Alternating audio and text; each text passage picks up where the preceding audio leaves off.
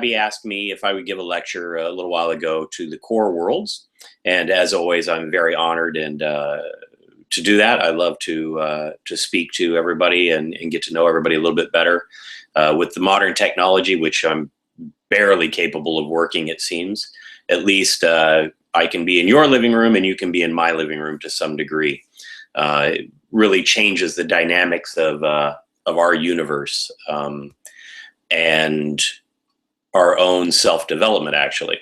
In my last lecture, I talked about, just briefly, I touched on the subject of that it's very, in the old days, meaning thousands or hundreds of years ago, however long it was, there weren't a lot of so-called enlightened people around, or people that were on this path towards reintegration, enlightenment, universal oneness.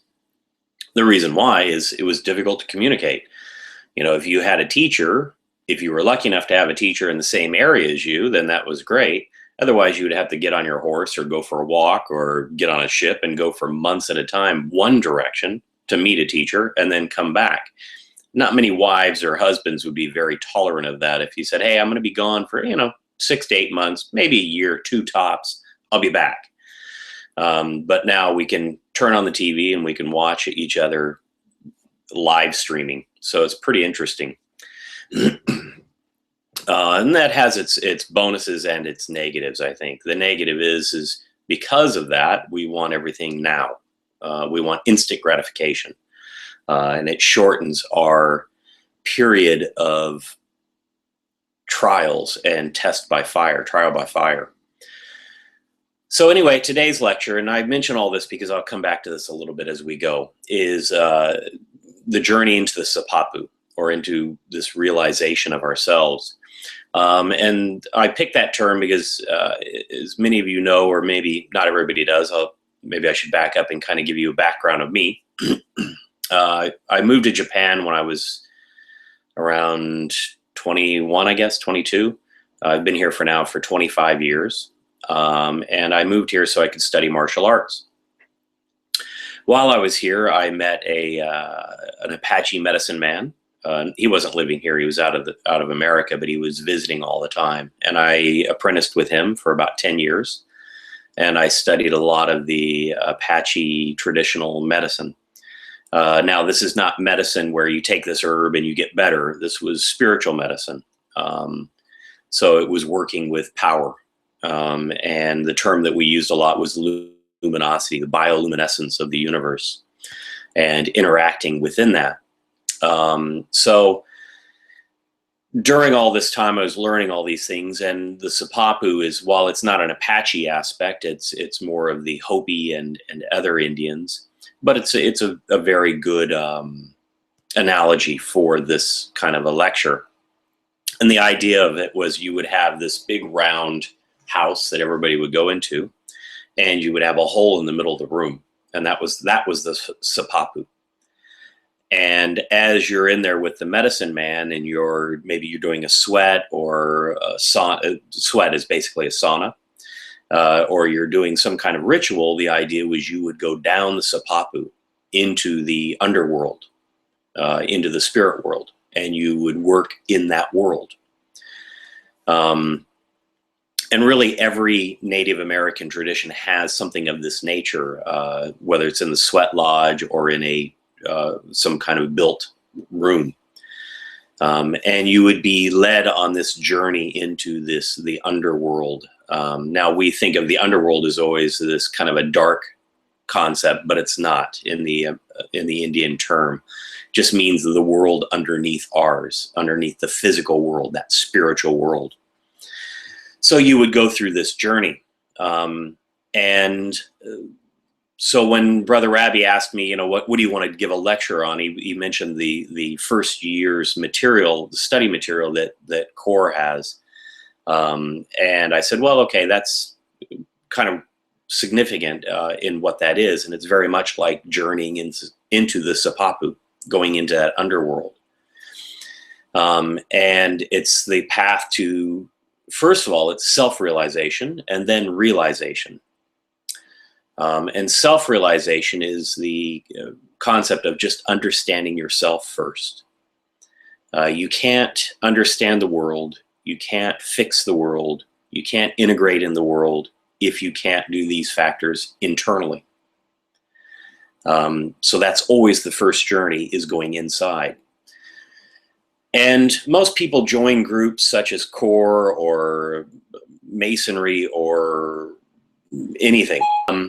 Most people join these groups for certain reasons, and one of the top ones is they want a pathway to spiritualization, to understand the spirit, with this lofty goal of enlightenment.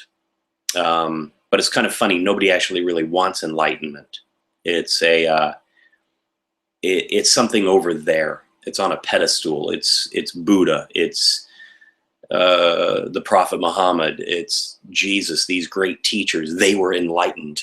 I cannot be that way. So therefore, while we say we're striving towards it, it's something that very few people actually really want, because they think it's something beyond them. So before we go into more of the realization and self-study, let's address enlightenment a little bit. And as I said, most of us have this romantic view of it, of this supreme being that is in touch with the universe. Movies really portray it well, the Matrix kind of thing, where he is everything. And there is an aspect of that, but that's way down the line. Enlightenment in its basic form means to understand the way the light works. And I will tell people that a good way of thinking about it is the light bulb in your house. When you flick the switch, the light comes on and it illuminates the room. Now you know how to turn on the switch. So you have a certain level of enlightenment there. You know how to actually manipulate the light in your room. Some people have a bit more. They understand that it goes through the wiring and it goes to the light. So maybe as an electrician would have a deeper understanding of this enlightening the room, or enlightenment, because it's no longer just flipping the switch. He knows the process of how it's getting to the light bulb. Then others will have even a further understanding. They'll understand the workings of a light bulb. Some will even understand how the filament is made within the light bulb, because maybe they've done that or something of that nature. So each step of this way it's this journey from the light switch to the light coming on. Everybody's within this at some point, knowing what's going on. Some are up here because they're an electrician. Others are just back here because they just turn on the light switch and they want to read. While some are way over here because they're actually designing new light bulbs. That's really what enlightenment is in many, many simplistic regards. Everybody's on this path, and it's multi-leveled. We immediately try to see, in our very limited understanding of things, this ultimate finality, the highest level, and that's what the Buddha talked about. He said, I've achieved a very high level, but that's not important. In fact, he said, if you ever see the Buddha on the road, kill him. Which is kind of interesting, because he's saying, don't get fascinated with where I am. You're on this path of enlightenment. So wherever you are, you're supposed to be. You can't be jealous of what's up ahead or prideful of what's behind, because it doesn't exist. Because somebody else is always somewhere else on this path. And it's these levels that you have to understand. That's why the realization and the Sipapu, going into that, is understanding where you are and accepting it, not worrying about what's up ahead or what's behind. It doesn't matter. You're on the path where you're supposed to be today, and your entire life, whether, I'm 47 years old, I think. 47 years of my life has put me to the position where I'm right now speaking to you. If anything had changed, this would not have happened. So therefore, I can't worry about what had happened. I have to be here. That's being in the present. I can't worry about what's going to come up either, because I just don't know. this is the start of realization. And this is the start of, this is what that first year of information that if you should already have, or maybe you're starting, or you're in the middle of that year. And throughout all the studies, I've studied martial arts, I've done traditional dance, I've done pretty much most arts. I enjoy doing things like that. I brew beer, that's an art. I've done bonsai, I've done all kinds of wild stuff. My wife hates it. She's like, oh my God, what new hobby are you doing now? But I've noticed that there's a common thread with all of them. And what it is in the martial arts, every time we bow in my dojo, we make a statement called Shiken Haramitsu Daikomyo. And what that means in Japanese is that in every action is the potential for enlightenment. That's a very beautiful statement and concept. Every action has the potential for enlightenment. And I mention all the other arts and things that I've studied because I've realized that they are all the same. They're all paths of spirituality if you apply it within that Shiken Haramitsu Daikomyo. No matter what you're doing, if you're tying your shoes, if you're typing an email, if you can be fully engaged in it and fully aware of it and make it into a higher level of resonating or ritual, call it whatever you want, you have the potential of enlightenment. The Buddha was sitting under the Bodhi tree and heard somebody playing the lute or shamisen or whatever. He achieved enlightenment. So it's not like you must be doing something or not doing something. It's just being present, being self-aware, and realize the moment. And each one of these, there's a certain process that happens in all of these that I've found. And it's a 4-step process. First one is purification. What that means is you've got to empty the cup. The second one is empowerment. Now you're filling the cup. The third one is what we call impeccability.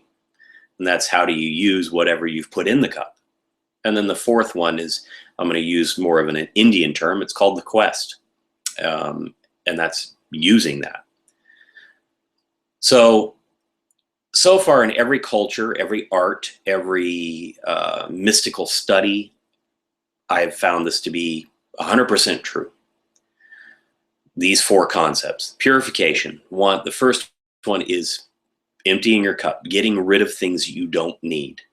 Being aware of whatever it is that you don't need or you do need, and addressing that. The second one, empowerment. That one is, once you've emptied the cup, you're filling it. And what do you want to fill it with? Obviously, sorry, I'm correcting the lens there. You want to fill it with the cleanest and the strongest aspects of whatever it is. Here we'll call it power. And by power, I mean the divine power, the power of spirit. So you're purifying, you're cleaning out everything. Now you're going to fill it up with the light, with this power. Then the third one's impeccability, and that's where using that power so it doesn't become distorted, with an open and egoless heart. That's the definition of impeccability, using power with an open and egoless heart. Then you'll never have to worry about that power being distorted or perverted. It's clean. And then the last one is the questing cycle, and that's where you now have to do that on your own. So if you think of it in the system of what CORE is doing in other groups, the first year is that purification. You're emptying your cup. The second year is that power empowerment. You're filling it back up. The third year is this impeccability. You're learning how to use some of that power in that egoless and open heart. After that third year, though, that's where it's very difficult, because now you have all the tools, but now you must apply them on your own. And obviously everybody else is doing the same, or you have mentors and people that you can rely on to ask for help. So that's really the 4 steps that I've found every aspect of every art, every mystical path, everything. It's really amazing. Seems to be a universal truth. If I'm wrong, please let me know. I would be interested to hear anybody's opinion if they said, no, that wasn't true. To give an example, martial arts, which I study. Originally, martial arts were created just so you could kick people's butt. You know, you had to be able to fight to live. But then these martial artists, when they created, they got older. And then when you're an old man, you don't fight anymore like you used to. But you're still doing the martial arts because it's something that you are. So then you start applying the cycle of it. The first aspect of a martial artist is you have to observe yourself. You know, when I go to the dojo, the training hall, I watch the teacher do something. I try to emulate him. I mimic him. So if he's got his right hand up, I put my right hand up. And I'll look at him, I look at me. So it's this observational period. And I have to get rid of my own ego of, yeah, I think I'm really cool and tough and all that, because I watch this old guy throw me around like I'm a rag doll. So obviously I'm not that good and I'm not that tough. So there you start getting rid of this ego, and you start observing yourself, and you realize, okay, I'm not what I thought I was. I'm not doing it the way he was. And there's a lot of this reflection. The next one is this empowerment. So now I've learned how to do a few things. Now I'm applying them to somebody else. You know, somebody's trying to hit me in the dojo and training, and then I wind up taking them down, throwing them, whatever it is. And I'm getting stronger. And it's feeling good. This can be very dangerous, though. That's why the teacher comes around and he corrects and he says, I don't know, you got to be careful. Don't hurt your training partner. That's the first thing you hear in the dojo, but you think, well, but I'm learning how to hurt people. And they tell you, no, you don't want to hurt somebody. So it's interesting that you get this counter in there. And then you start realizing, okay, I get it. By me having the power of not hurting somebody, I can hurt them. And vice versa. By me having the power of hurting somebody, I don't have to hurt them. So you'll notice martial artists don't really get in a lot of fights, mainly because they have more respect for the physical abilities of themselves and others. So that's that empowerment. And that kind of transition into the impeccability of using that power impeccably. So you don't randomly go out and just get in a fight because I want to hurt people. It's fun or whatever. Now that's different than, you know, somebody might be saying, well, what about the MMA guys? They're two equally trained people that are competing in their ways. But if you notice, they all hug it out, they shake hands, you know, except for the few animals that get in there, and that's always going to be the case. But on the most part, there's a very high moral value between these two combatants, and they respect each other and all the time and effort they've put in.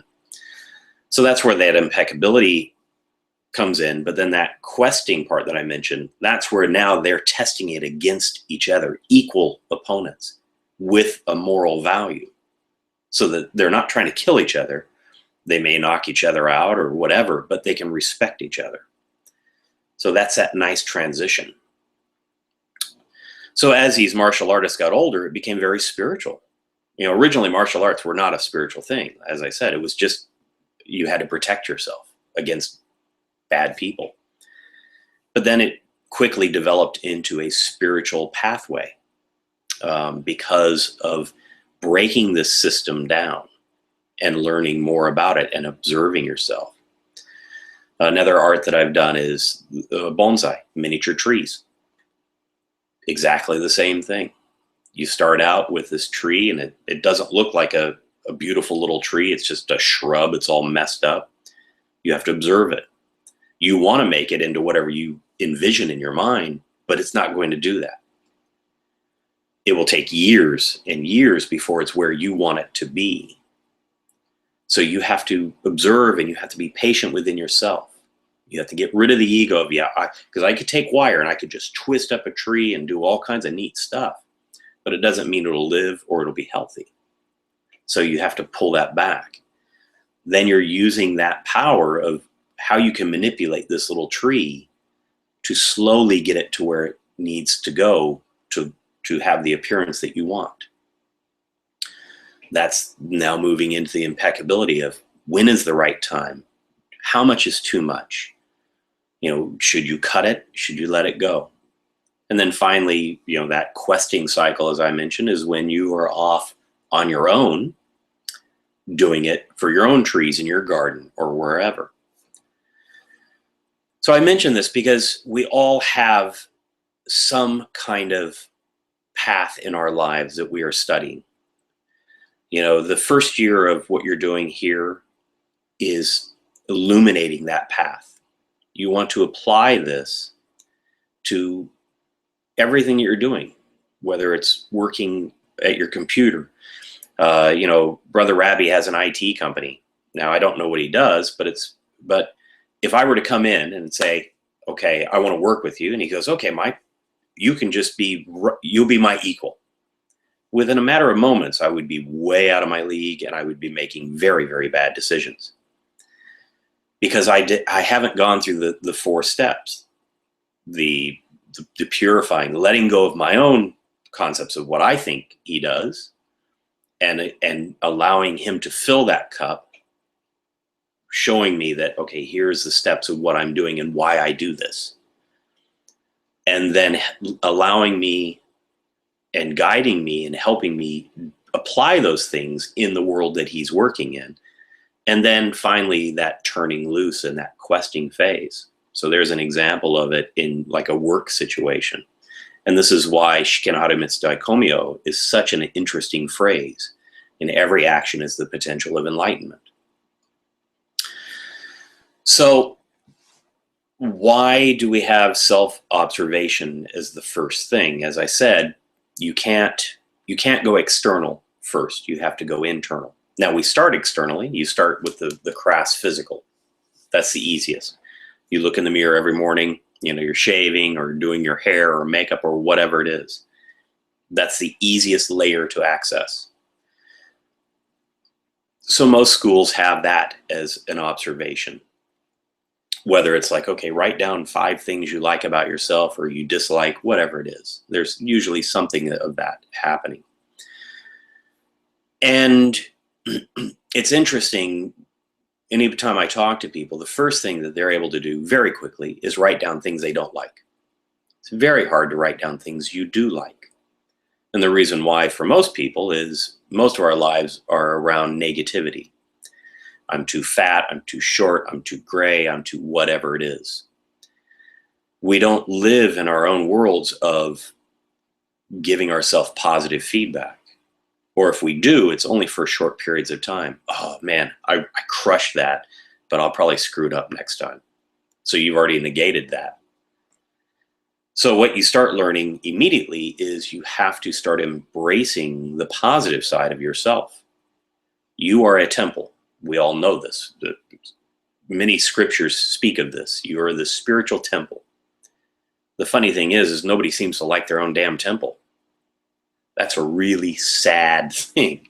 It's like going to Notre Dame and saying, it's old, it's crappy, it needs a paint job. And totally missing how amazing and beautiful it is. That's what we do every day to ourselves. By our own self-criticism and our own breakdowns and our own concept of where we're failing. So the first thing you have to do is start being aware, is that a true failure? I mean, it took you 47 years. I'm a little bit overweight. It took me 47 years, though, to get it. So should I be upset about it? Well, not really. I should accept it and say, well, I was the one who ate all that food. I did drink all that beer. I didn't get it overnight. It took years to gain the weight. So expecting it to be gone overnight is kind of stupid as well. I need to figure out the right idea and what I want. But also, I need to figure out, what is it that I need? How thin do I need to be? What is right? Am I looking for aesthetically pleasing, for what I think is aesthetically pleasing, or am I looking for what is healthy?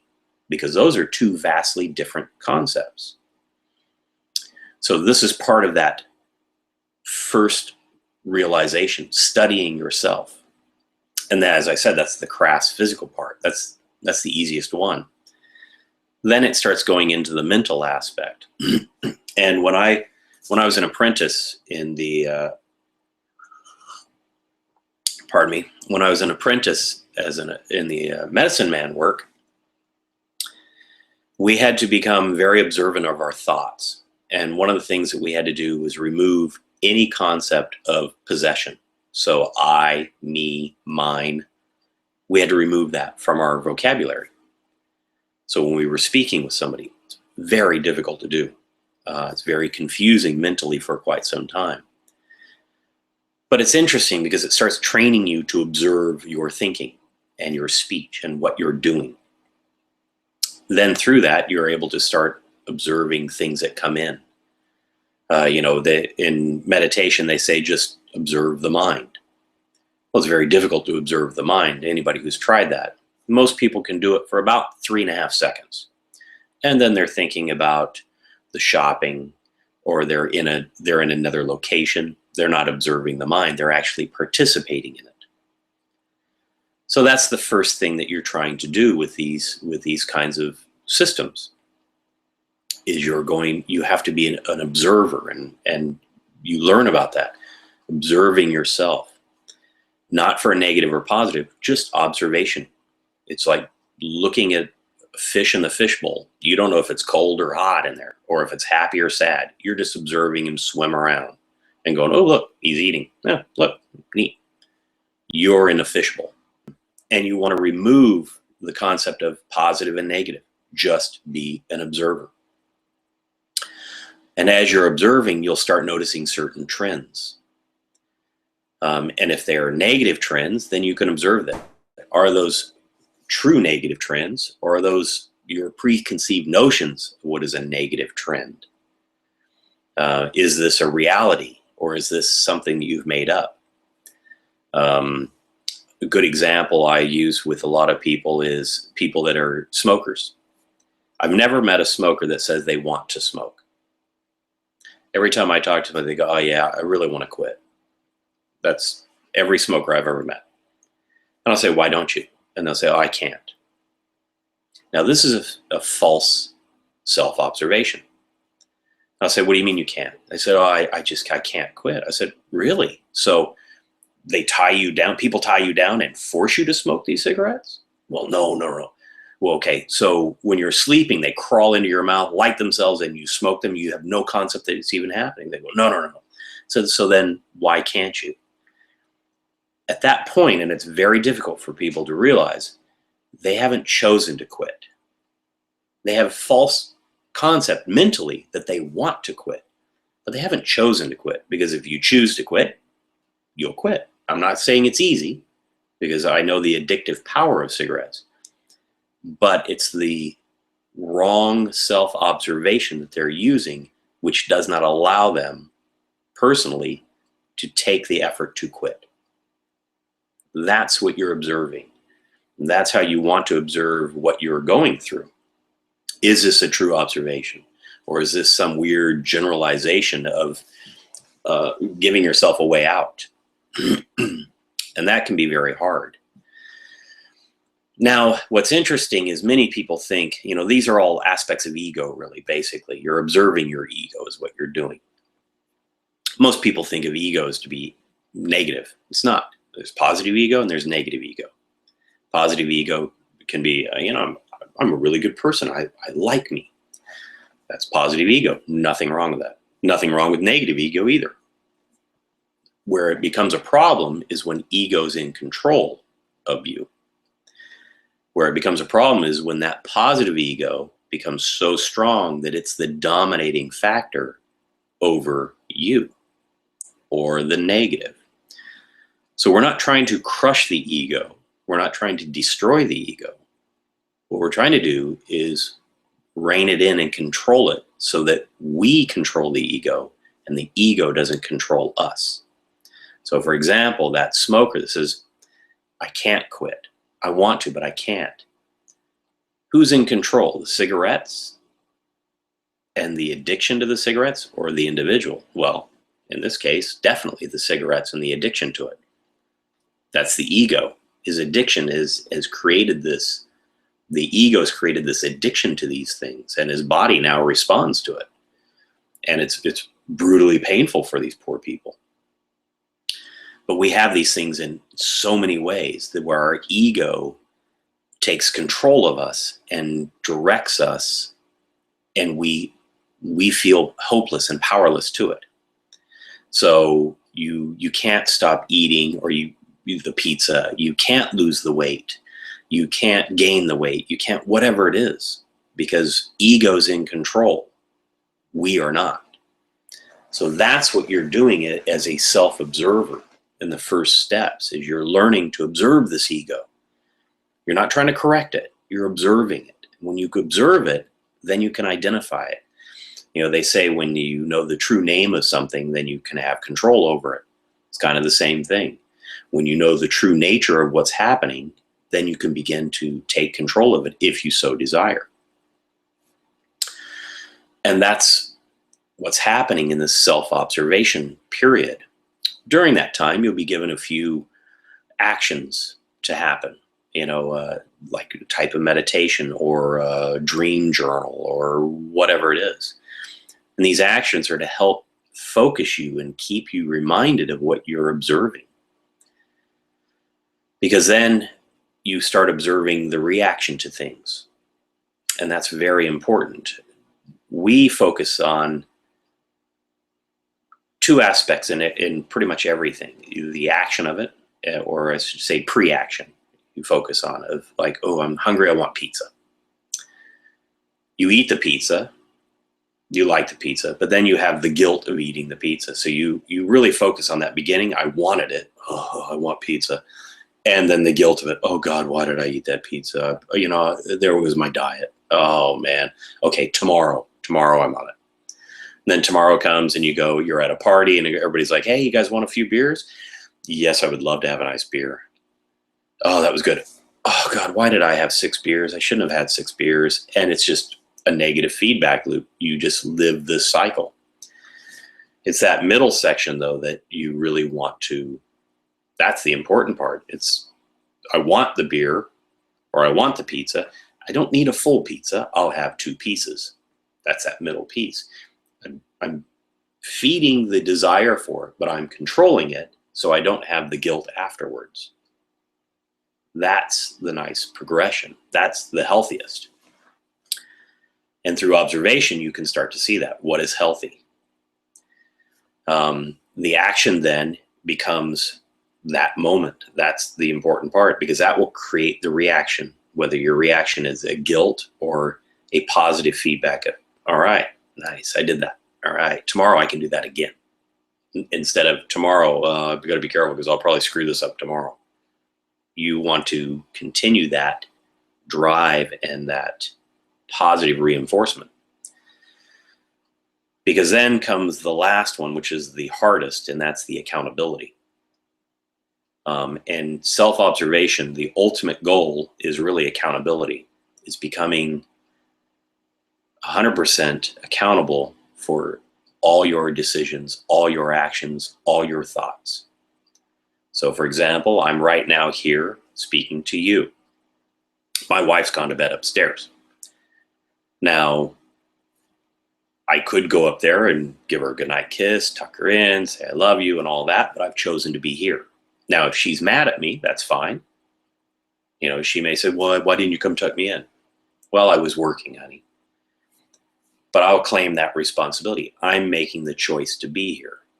Now, I don't regret that, and she's not mad, so you don't need to worry.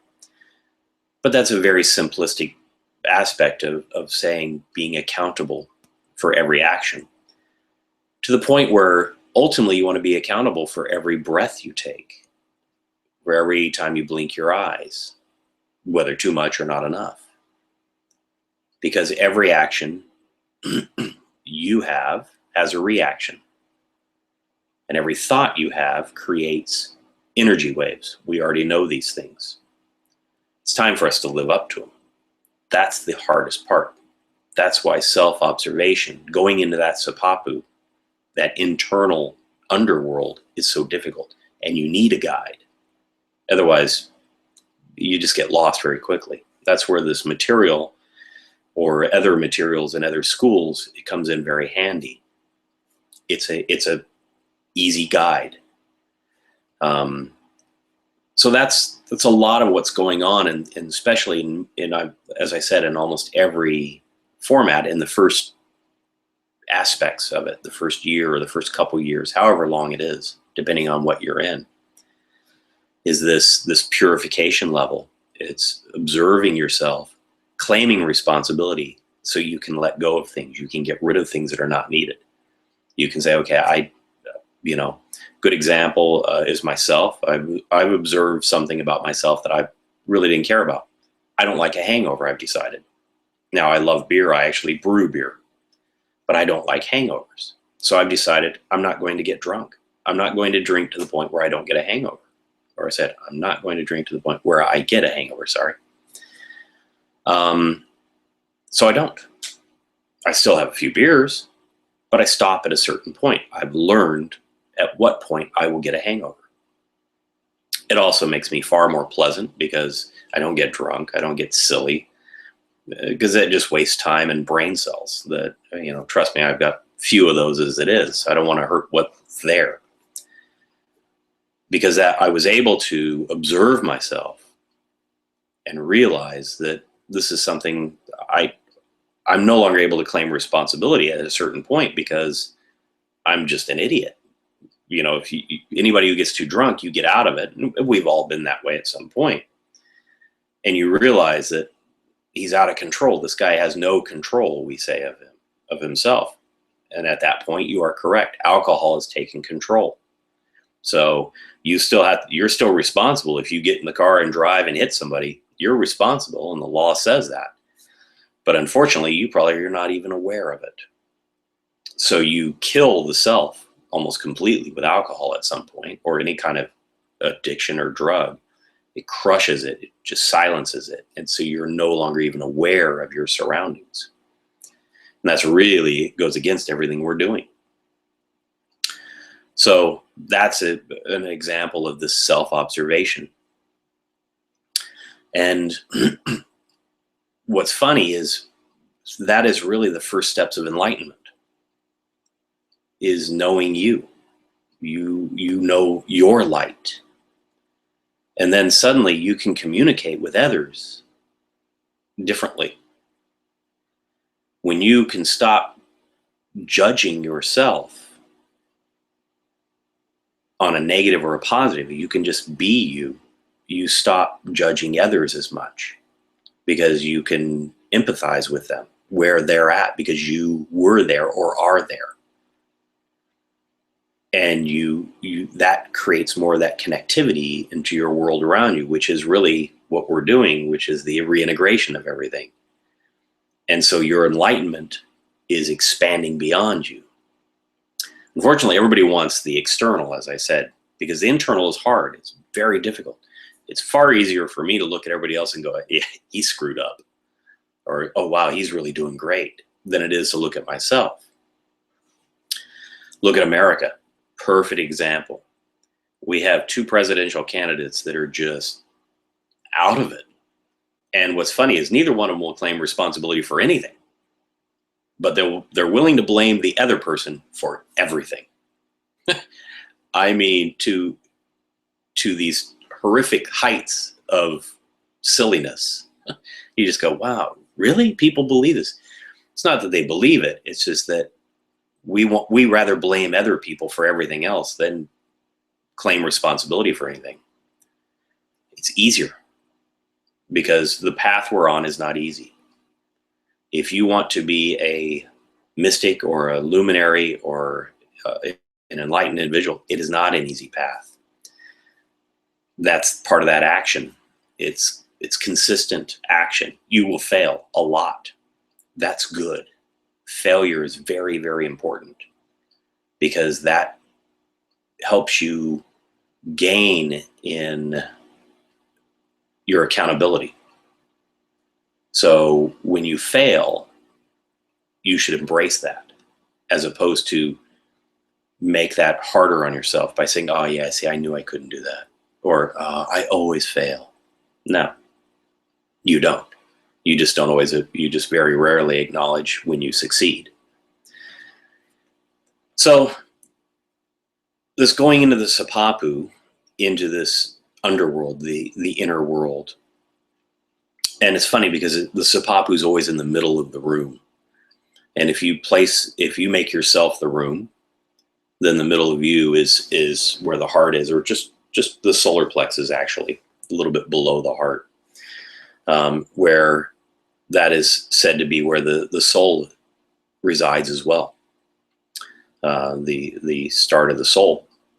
So you want to go into that, and when you're doing meditation, a very good meditative practice is to lower your awareness. Our awareness tends to be right here all the time. What you want to do is, as you're meditating, take this awareness and lower it to the solar plexus and allow your worldview to change and observe from there. And use that. That's a very good way of knowing when something is correct or incorrect. When you can feel it in the solar plexus, you can't see my hand, I'm hitting my solar plexus, then you'll know it's right. In fact, everybody says, oh, it was a gut feeling. That's what they mean. It's the spirit saying, yes, it's resonating with something. And it's being self-aware enough to acknowledge it and accept it. Perfect example is everybody has almost the exact same thing. I guarantee probably this week, in fact, for me, it was yesterday. At some point, you've done something where you're leaving. For me, it was leaving the house. It was a warm day, but it's autumn here right now. And I thought, oh, it's a warm day. I should take a coat. Nah, I don't need a coat. It's fine because it'll be good. I came home freezing. And I thought, dang it, why didn't I listen to myself? I knew I should have taken a coat. Now I'm risking getting a cold because of my not listening to myself. That's that spirit, that gut aspect speaking to you.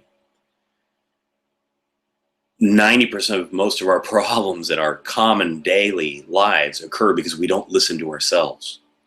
We ignore it. That gut feeling, we go intellectually, nah, I'll be fine. Or, no, I don't need to lock the car. And you come back, you've been robbed. You're like, I knew it. I told myself, why did I do this? So part of that self-realization and that self-observation, that's a perfect one to start with. Start listening to yourself. You'll find it's very difficult. You'll want to override these feelings all the time because you will think, your mind and mainly your ego will think, nah, I got this. But it's not necessary. Because usually what you're telling yourself, it's not hard. It may be inconvenient at the time. Like for me, I was outside. I would have had to come back, open the door, come back in, grab my coat, and then go back out. Inconvenient because I was going to work. But had I done that, I would have been warm coming home. And I probably would have thought, I'm glad I brought my jacket. So it's getting over the laziness and the account. Now I had to be accountable. Yeah, I didn't bring it. Bad on me. If I get a cold, it's my fault. It's not the weather's fault. It's not because it's winter. It's because I didn't take my jacket. This is what you're trying to do. And this is what every school, every art is trying to do in the beginning, is that observation. I can give you a million examples, and hopefully you'll find a few of your own of stories that you can relate to this pathway. I don't want to get into the empowerment and impeccability because that's really not what this one's about. Those things you need this lecture, those you need a little bit more time. Because once you've observed, as I said, and you start emptying the cup, then you learn how to fill it back up. And that'll come if you're on a path, that'll come as you go along the pathway. And, core, you have a lot of great material, and that will come out of that material, as well as other groups. If you're able to look at them, as I said, I find this in everything. If you're able to distill them down and look at them objectively, you'll see this same pattern. The danger can be falling into a fanatical aspect of whatever it is, where my system is better than your system because I think I'm further along. No, there's no system is better. They're all the same. That's what's neat. As you progress, you realize the truth is the truth no matter where you go and no matter what language. 2 and 2 is 4. You know, the sun is bright, whatever it is, the truth is always the truth. And you'll start to see that as you get rid of your self-judgment and you start observing freely the world around you. You see those truths more and more. And you can see how somebody can be enlightened by washing the dishes or by tying their shoes. You know, and you can have appreciation of, you know, it's funny because most enlightened people say, oh, you should be like a child. What does that mean? Giggling all the time? You know, what does it mean? Well, it's having the children aren't critical of themselves. They're observing the world and themselves. You know, watch a baby. They're fascinated with their hands for hours. They're observing their world. That's kind of what that means. That child freedom. Get out of your own head, as they say. And that's where all these tools come in, different types of meditation, and there's a ton of them. Which one is right? It doesn't matter. Find what resonates for you. And some of the material that you'll read, whether it's in Core or you know, Kriya Yoga or whatever system it is, some of the material you won't resonate with. That's okay. Not a problem. Move on. Don't get bogged down with, okay, it's not working because I don't get this, or oh, I don't like this or that. Move through it. You know, I know what Core is trying to do is give you a lot of different tools so that you can pick what resonates with you and amplify your journey as you move forward. You don't have to believe everything. You don't have to accept everything. And by all means, you shouldn't. Question everything. But first of all, question yourself. Before you question any material or anything external, question yourself. If you can do that, you're way ahead of the game. So that's kind of, I think, I've been talking a long time. Brother Ravi said, could you do 30 minutes? It's almost been 45 or an hour. If there's any questions, feel free. I haven't seen anything pop up there, and I haven't seen anything from Brother Ravi or anybody. So I'll give a moment to give any questions, and I'll try to answer them the best that I can. As I look at my notes here.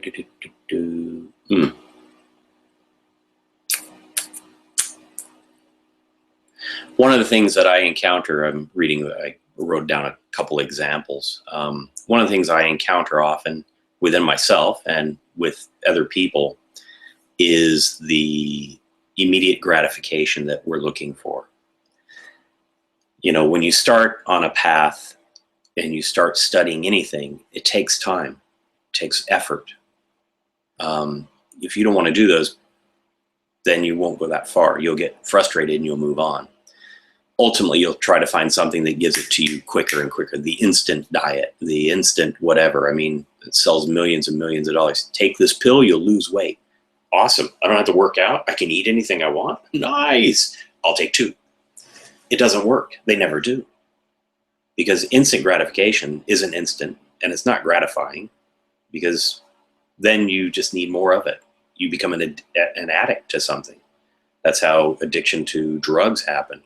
You get a buzz for right now and you want it again. But now when you have it again, you need more of it, the drug, because your body's adapted to it. So it's not even gratifying anymore. And then ultimately it's just sad and you don't even want it, but now you must have it. It's just this horrible, horrible system. So you have to slow down. You have to take the time, and it will take time. And there will be points where you will not realize that you're learning or growing. You're plateauing out, or you're even going backwards. You will be. That's what's funny. You will be growing. You just won't know it. Everybody else will. Okay, I got a question here. Kidding. Okay. Let's see. All right. So here we go. Would it be correct to say that the last quest phase would be the reflection of all the phases?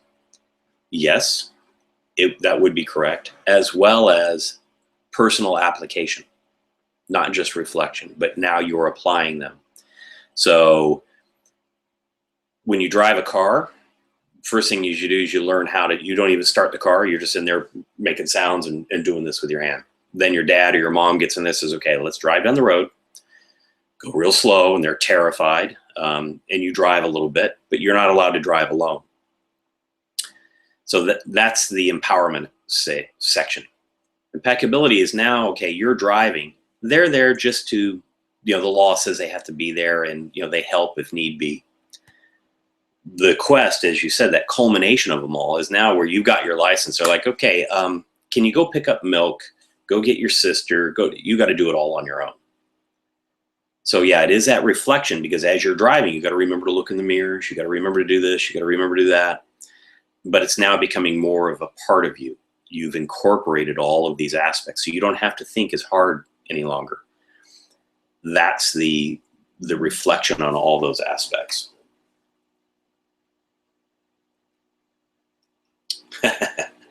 Okay, here's a good question from the forum. This is kind of fun. So, how many layers of self-observation can we handle? That's a tough question. Go until you can't handle it. That's the best answer, because first of all, I haven't found all the layers. So there will be times, however, I should caution you, there will be times, especially that's a good question.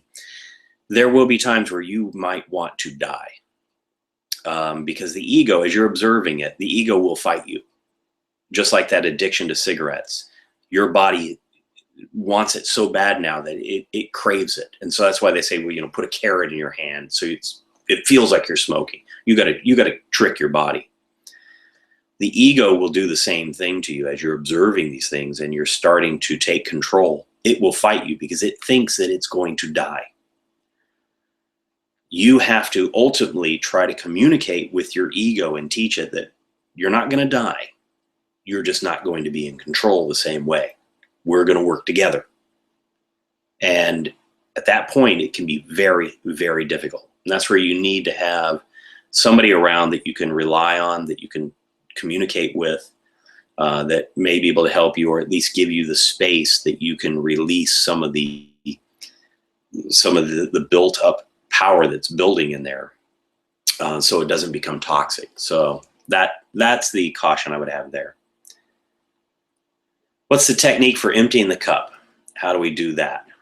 Okay, first technique is, actually I gave you a very good one. Remove all aspects of you in your thought and communication. Try that for a week or just a day.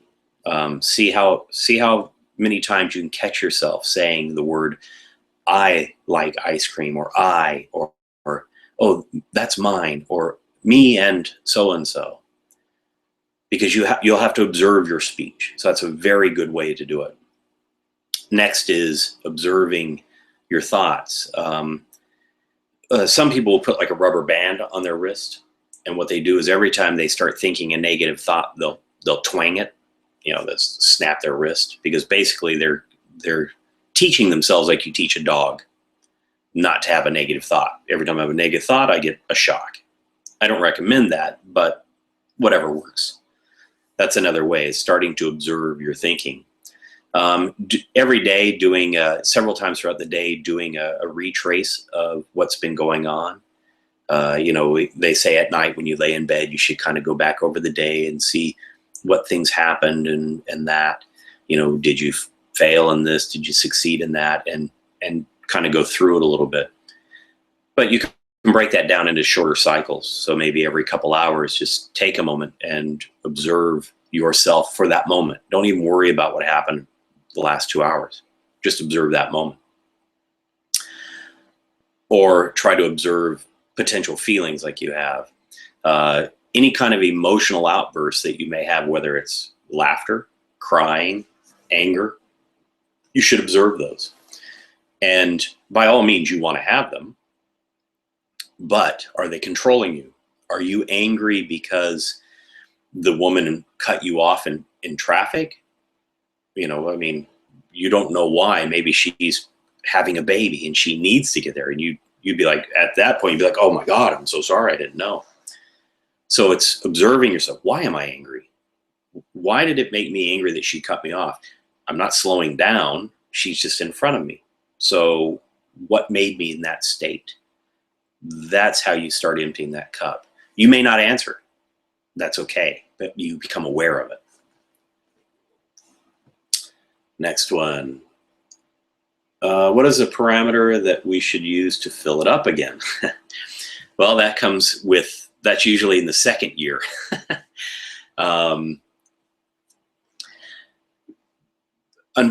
This is kind of funny. I deal with this with a lot of the guys here in my group. They'll ask me a question, I'll give them an answer, and then they'll ask 8 other questions that will come up later on.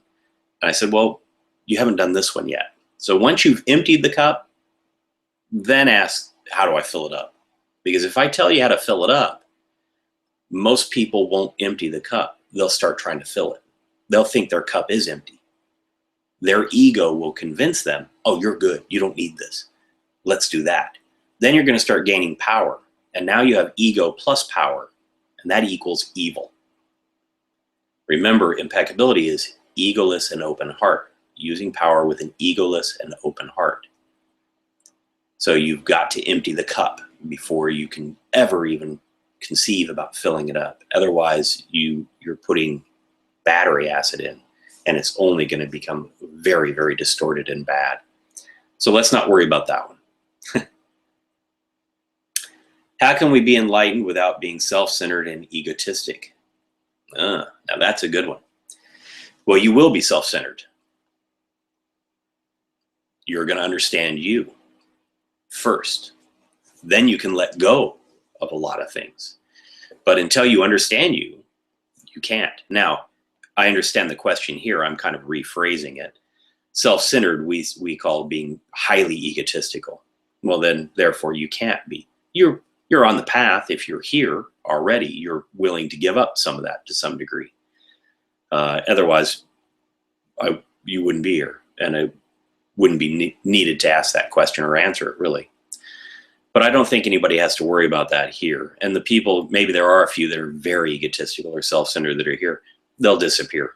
They won't last. In the Apache, it's funny, we always had a saying that ceremony protects itself. Everything would be falling apart before a big ceremony, or somebody would be sick or whatever, or somebody would walk in the middle of a ceremony. And we just never worried, because if you're impeccable, the ceremony protects itself. And that's the same here. The material, the ritual, the path will protect itself. So the egotistical won't be on the path. They'll move away. They'll try to attack your path, possibly, but you won't really care. You'll be like, okay, that's fine, whatever, and you'll move on. If you hold on to it, then that's something you'll have to observe and go, why? Why is that affecting me? Okay. Okay, there's one more question. We can wrap it up after the last question. I don't have any question on the forum from here, so I don't know what that is, but I'll wait for Brother Ravi to give it to me.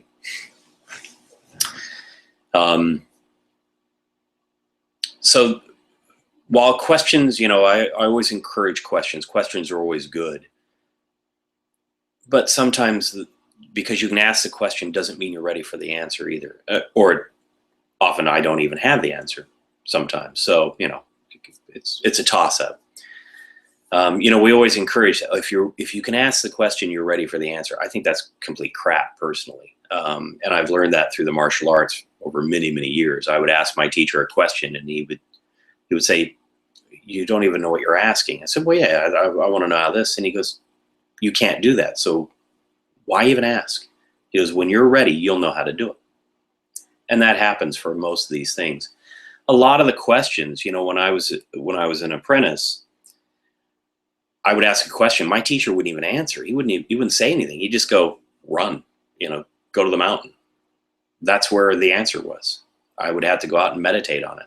And sometimes it would take years to find the answer. Now, he would give me pointers. Often I was asked questions and I had to come back with an answer.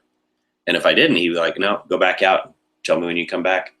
Like, all right. I'd come back, a couple hours later. Is it this? Well, he'd say, well, are you asking me a question? So, well, yeah. And he goes, then you don't know. Come back when you know. I'm like, oh, crap. Go back out into the woods. I'd come back a couple hours later. Okay, it's this. He'd go, no. I'm like, oh, crap. But then he would say, he would make me justify my answer using the Socratic method. And what that is anytime you would ask a question or you would give a statement, then questions would be posed to make you validate that statement or that question. And that's part of the purification process. That's part of that self-observation. When you're observing yourself, like I said, why did that woman make me angry in traffic? That's part of the Socratic method. And breaking it down further and further until you can't go any further. Okay, so here we go. Thanks for you mentioned that you've had a long journey with martial arts and mentioned the Apache master. My question is, do they emphasize on eating habits that need to be adopted along with self-transformation? Actually, yes. When I was apprenticed with the Apache, I had to go through a very strong purification, physical purification of 3 months being a vegetarian. Actually, I'll give you an outline. I don't recommend doing this for anybody because you need somebody that's there to help you through this. And I'm not going to be teaching this to people, so don't be calling me. Although if you do start getting sick or anything like that, by all means, reach out to myself, Brother Rabbi, Brother Ramsey, or any of the other more senior people, and they can help guide you. But for 3 months, I had to be a vegetarian, and the first month I could eat, as I said, vegetarian food. I had no hot water. I was not allowed to sleep in the bed. I had to wear very plain clothing, basically very, very like a monk, a lifestyle of a monk. For the next month, I was not allowed to eat any hot food. So vegetables, they could be cooked, but they had to cool down to room temperature. Still no hot showers, all cold water, no sodas, no drugs, no coffee, no nothing. If it was bad for you, you weren't allowed to eat it. The third month was then raw vegetables only. And that was brutal. On the upside, you save a lot of money because you're not buying a lot of food. You lose a lot of weight. On the downside is you got to spend all that money to buy new clothes because you've lost all the weight. So it's kind of levels out. So that's what I had to go through doing that. Oh, okay. Here's the next question. In the martial arts, same thing. There are certain restrictions that they will pose. Over time, though, if you ask anybody to kind of summarize on these two things, if you ask anybody that's been through it, they'll tell you it's not really needed, like the dieting. What's needed is the balance, is not going too far one way or the other. The diet is extreme because it's breaking the trend of where you are. And so then when you come back, you don't eat a big steak immediately because it'll make you sick. You just have a little bit. And so it winds up being more of a balance. And that's really what all of these are trying to get to, is to that you're a balanced individual, internally and externally. And then the world around you becomes balanced. So isn't being good being polarized too? Oh, I love this question. This one is one of my favorites. Okay. Unfortunately, what is good? That's the answer. Not many people can quantify that term because it's not quantifiable. Your idea of good is different than mine. So that's the problem. You have to quantify. You have to break yourself down and everything around it to quantifiable measurements. So most people will equate anything good with a positive feeling. But medicine tastes horrible, but it's good for you if you're sick. It may make you sick, but it will keep you well. So if you went on the basis of what is good, no kid would want to ever take medicine because it is not good. That's their self idea of good. We have to get past that. We have to get past these concepts of good and bad, and get down to a core quantitative state. That's the hard part. And that's where the Socratic method comes in. That's where self-observation comes in, because you'll observe what you feel is good. Other people may not. It's not to say it's bad or good, but you start observing it. Ultimately, as I said, you're looking to become balanced, where neither good or bad really play a factor. The pendulum doesn't really swing any longer, or you've moved so far up the arm of it, you're at the pin. So then the rest of the world's swinging around you, and you're just sitting there going, okay, wow, this is wild. That's why they say it's so easy to be a monk on a mountaintop, because they don't have all the difficulties. Okay, and I'm being told now we're done. Well, thank you, everyone. I hope everyone enjoyed it. If you do have any further questions, I'm always available. Send me an email, or you can write me a text message or WhatsApp or whatever. I always love chatting with everybody, and I love to hear questions. And by all means, challenge things that I've said, because it helps me grow as well. If I can't answer it, then I have to study it more, and that's what I enjoy. You know, enjoy the path that you're on. It's not easy, but it is rewarding. And you won't like it, a lot of it. You're going to be like, oh, this sucks. This is boring. I'm tired. I'm doing this again. Why am I doing this? Because you're training. Every time it's difficult, that's the only time you get to train your spirit. Every time it's difficult and you go, why am I getting up to do this meditation again? Or why am I doing this? Oh, I'm tired of this. That's when you have to overcome all that ego and reservations, and you actually get to start training the spirit, and it gets to have time to function.